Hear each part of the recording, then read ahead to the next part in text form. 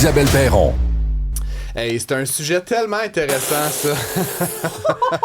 Non, mais ça divise, Francis. C'est ça. On fait de la radio polarisante. Fred Bastien, il faut Bonjour. que tu saches. Oui. C'est qu'aujourd'hui, quand Francis et moi, on discutait d'émissions, Francis a dit, mariage de Taylor Swift, personne parle de ça, c'était nulle part, j'ai pas vu ça en fin de semaine. Et j'ai entendu votre conversation en début d'émission, puis je trouve ça fascinant. Puis justement, ça, il y a un sujet là quand même. C'est algorithmique comme discussion, dans le fond.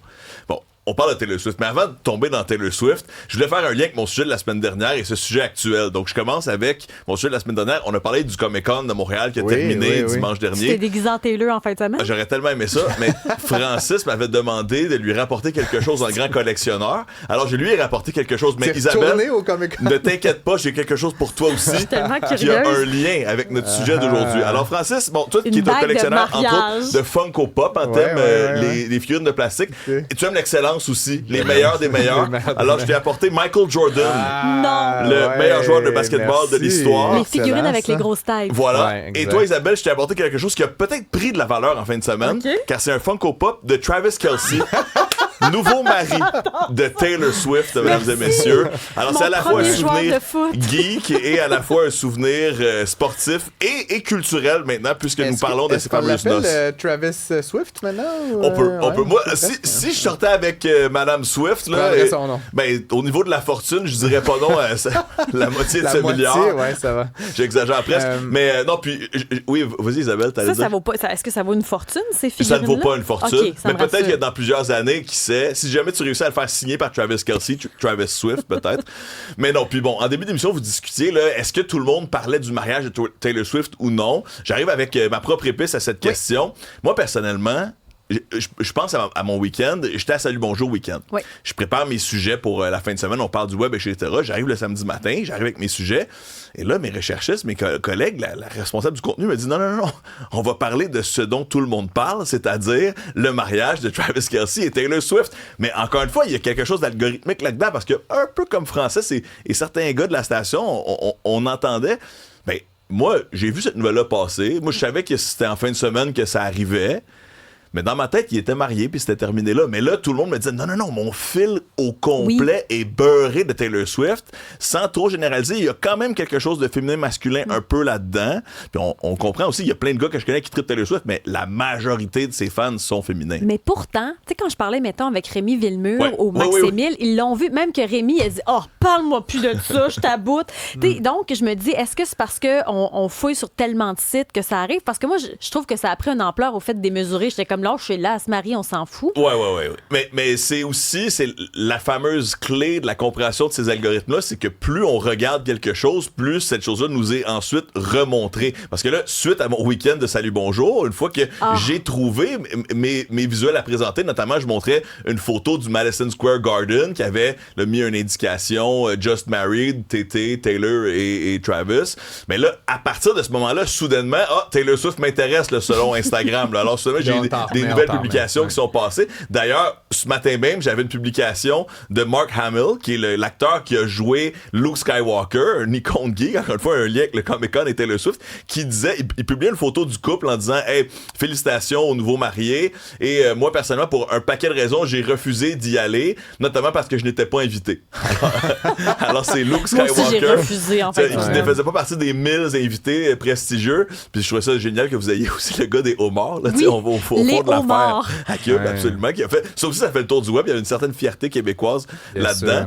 Mais donc, effectivement, je pense qu'on est dans des bulles algorithmiques, puis on le voit plus que jamais. Là, c'est de la royauté américaine, un mariage à 26 millions, la grosse affaire, mais je pense que dans les domaines d'intérêt aussi de tout le monde, il y a une différence. Maintenant, Fred, il y a quand même un angle intéressant, si je peux me permettre, pour toi et ta chronique. C'était un mariage, évidemment, millionnaire, des célébrités de classe mondiale et tout ça, qu'on en ait entendu parler ou pas, mais truc très, très, très particulier, on n'a pas vu une foutue photo. Mais les cellulaires étaient confisqués. Exact. Ils ont signé des releases qu'on appelle. Voilà, contractuellement. Et là, on peut se poser la question pourquoi. Est-ce que c'est parce que Taylor aime sa grande intimité? Pas impossible, mais on la connaît bien. Moi, je serais très surpris de ne pas voir un documentaire sortir, probablement en salle en premier, peut-être ensuite sur Disney+, sur Netflix ou un autre géant de la diffusion américaine. Elle est tellement bonne pour, vendre son image. Et là, c'est le moment le plus important. Et c'est drôle aussi parce que moi, dans ma perspective, je me dis, bon, là, le mariage, c'est quelque chose, mais selon moi, la vraie grosse nouvelle virale, ça va être le jour où elle va nous dire qu'elle est enceinte. Si ça arrive éventuellement. Ça s'en vient, moi, je pense. Et là, moi, je m'attends sérieusement à un baby boom aux États-Unis puis en Amérique du Nord. Là. Il y a des gens qui vont appeler le Taylor leur enfant, puis Travis leur jeune homme, mais il y a des gens aussi qui mentionnaient comme point en fin de semaine il y a plusieurs personnalités publiques, on pense à Bezos, mais il y a Taylor Swift, qui font de gros mariages. Et là, ça crée des embouteillages parce qu'on ferme des rues. Puis là, c'est le pauvre monde, finalement, qui paye un peu le prix cette fin de semaine-là. Il y en a plein qui parlaient de déconnexion. Voilà, je lisais même à New York, des gens disent c'est la plus grosse fin de semaine de l'année en termes de trafic. C'est le 4 juillet à New York. Il fait extrêmement chaud. Et là, on a ces multimillionnaires, parfois presque milliardaires, qui viennent bloquer la ville. Il semble avoir une déconnexion. Puis c'est tellement intéressant aussi ce que tu soulèves parce que, justement, c'est quoi le réel rôle de ces gens-là dans la vie des Nord-Américains, même que ça déborde de notre côté de la frontière aussi. Il y a la question de la royauté. T'sais, on a longtemps dit l'Amérique n'a pas de royauté. On peut penser en Angleterre où il y a le roi, la reine, les princesses. Il y a des tabloïds remplis de ça. Plusieurs personnes s'intéressent à la vie de ces grands monarques. Mais j'ai l'impression que Taylor Swift, Travis Kelce viennent sceller leur réputation de roi et reine des États-Unis, qui sont pas démocratiquement élus, mais qui semblent avoir une importance culturelle énorme. Trump sera pas content. C'est un très bon point. Il va être jaloux, effectivement. Mais puis, moi, pendant longtemps, je défendais que la royauté, la monarchie américaine, c'était Jay-Z et Beyoncé. Et là, signe de l'époque, c'est maintenant Taylor et Travis qui ressemblent peut-être un peu plus à l'orientation politique américaine actuelle. Notre Swifties nationale, Florence Lamoureux, nous dit « N'oubliez pas que Travis et Taylor donnent 26 millions en charité avec leur mariage. » En plus du mariage. C'est là qu'on voit que leur budget est assez colossal quand même. Ils s'en servent à bon escient. Et le budget du documentaire et les revenus du documentaire seront de 52 millions. Imaginez, là, ce qu'on sait, c'est que Adam Sandler était le célébrant.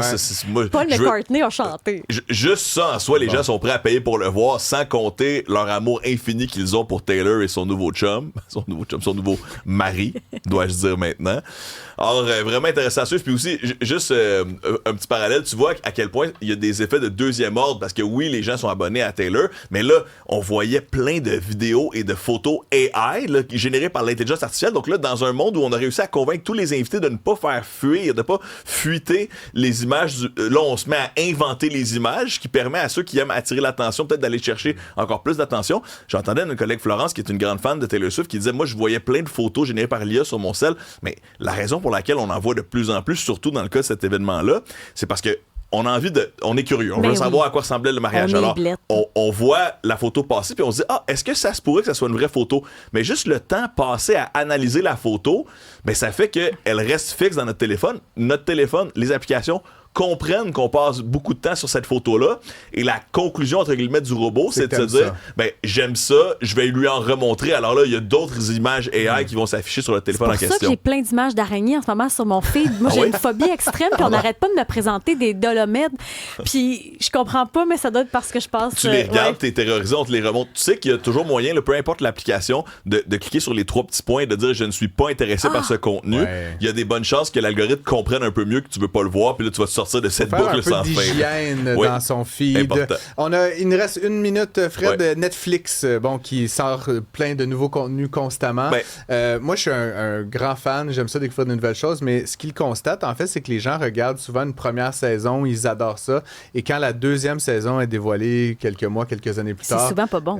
C'est souvent pas bon, mais en tout cas, Netflix constate que les gens écoutent beaucoup moins la saison 2. Ouais, exact. Puis je pense que ça va être important de revenir là-dessus demain, parce qu'on peut en parler pendant très longtemps. Il y a plein d'effets là aussi de deuxième ordre, là, mais effectivement, Netflix a une difficulté avec la longévité des fans de ces séries. Pas que les fans disparaissent, mais plutôt qu'ils quittent après 2 saisons. Il y a plein de trucs qui expliquent ça, puis il y a aussi l'écosystème médiatique au complet qui a changé là, dans les 15 dernières années. Netflix a beaucoup moins le monopole qu'avant. On pourra creuser un peu ça davantage. Je prends les derniers 20 secondes pour souligner que Joey Chestnut a encore battu son...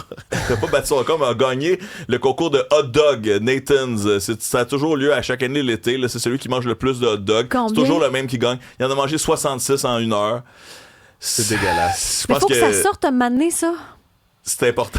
Mais c'est ça, je pense, à la sortie aussi de ça. Tu mets ça où? 66 hot dogs? Ben là, il trempe dans l'eau, là, il trempe dans l'eau, il utilise de l'eau. Ça y prend genre 4 jours sans remettre. C'est toujours une affaire. C'est une espèce d'athlète. Je comprends pas pourquoi il le fait. Mais ça aussi, c'est une tradition médiatique intéressante. T'sais. On parle de Taylor Swift, de Travis Kelce parce qu'on doit le faire. Mais Joey Chestnut, à chaque année, je vois plein de médias sérieux qui reprennent cette anecdote qui devient une nouvelle, que ce gars-là a mangé 66 hot dogs en ça va finir quand il va se ramasser à l'hôpital, dans le fond. Je pense qu'il est peut-être déjà passé, là, honnêtement. Et le fait qu'il doit s'entraîner à grossir son estomac, puis après ça, passer 4 jours d'enfer. 66, pas saucisse, 66 hot dogs. Oui, avec le pain. C'est pour ça qu'il faut qu'il trempe dans l'eau. Et de l'eau, pour que ça entre. Ça n'a pas de mon Dieu. Ce gars-là a une drôle de carrière. Hey, imagines-tu son intestin subir ça? Je veux même pas y penser. Frère Bastien, merci de nous divertir et de nous instruire à la fois. Un grand bonheur. On plonge dans Netflix demain. Oui, sans faute.